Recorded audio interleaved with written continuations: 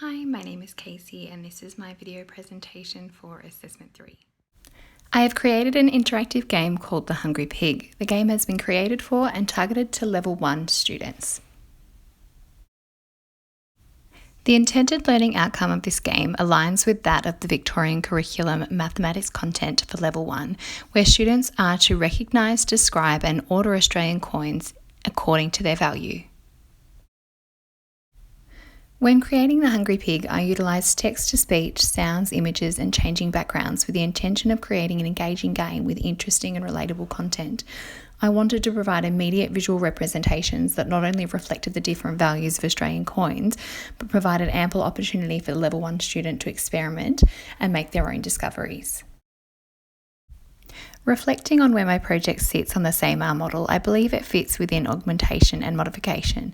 The game acts as a substitute for a standard classroom lesson but has functional improvements with the use of immediate visual representations and images. The game has also allowed for a standard classroom lesson to be redesigned but has not yet reached a level of recreation. With more time and experience using Scratch, this does not seem to be completely unachievable.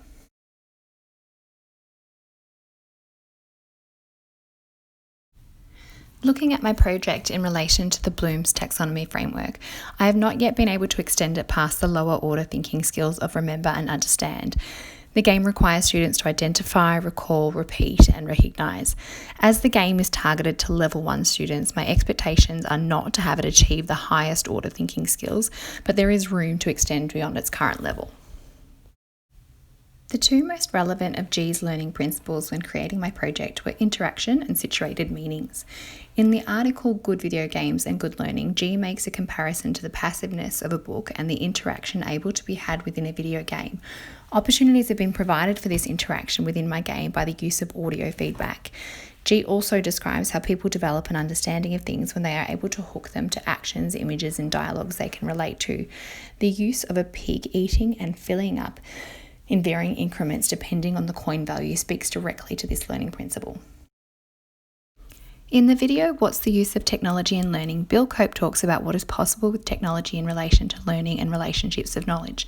He talks about technology being used to simply reproduce, continue and reinforce traditional pedagogies, and what things we might now do that are different as a result of technology. He describes 7 affordances.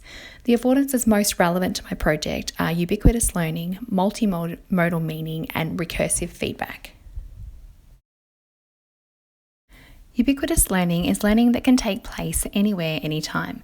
Unlike a typical classroom with both time and space confinements, my project is able to be accessed at any time on a variety of portable devices. Multimodal meaning refers to the use of text, images and sound within my game. These are tools now more easily utilised to provide a more expanded presentation of knowledge. The final affordance relevant to my game is recursive feedback. In one section of the game, when the student selects an incorrect answer, they are provided feedback and some hints encouraging them to continue until they achieve their outcome.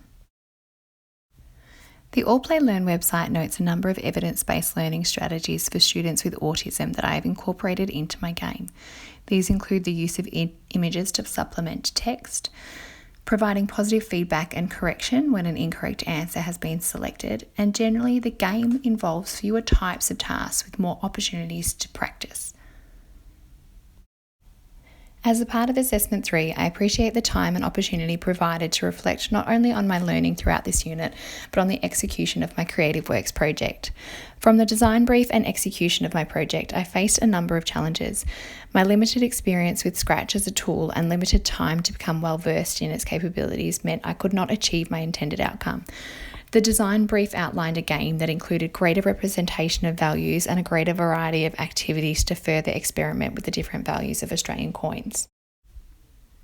In one section of the game, I had intended to be able to provide a visual representation of the pig's tummy gradually filling with money at increments relevant to the value of the coins. I had created multiple costumes to achieve this effect, but could not get them to appear in concurrence with the changing variables. Unlike G's learning principle, I did not find this to be pleasantly frustrating.